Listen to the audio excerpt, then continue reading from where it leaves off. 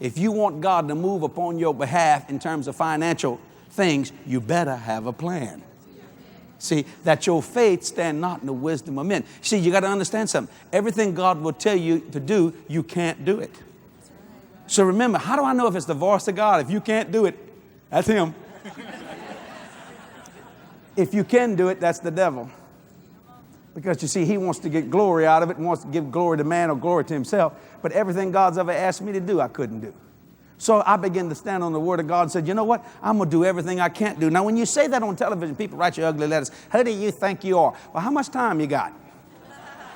Sit down, man. I got to go from Genesis to Revelation to tell you who I am. Because it's not me that liveth, but Christ that liveth in me. And the life which I now live, I live by the faith of the Son of God, who loved me and gave himself for me. So I do not frustrate the grace of God, because greater is he who's in me than he was in the world. Now unto him was able to do exceedingly abundantly above all I can possibly ask or think, according to the power that worketh in me. I say unto that mountain, be thou removed, not doubt in my heart, believe those things that I say shall come to pass. I shall have whatsoever I say. If God be for me, who can be against me? I'm more than a conqueror. No weapon formed against me going to prosper. Ah, God, you just go. You do what God says instead of what you say. Doing the things you can't do. Now available on TotalJDM.org. Watch everything, anywhere, anytime.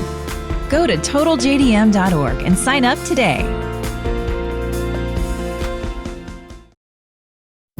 This media is copyrighted by Jesse Duplantis Ministries for the private use of our audience. Any other use of this media or of any pictures or accounts without Jesse Duplantis Ministries' consent is strictly prohibited.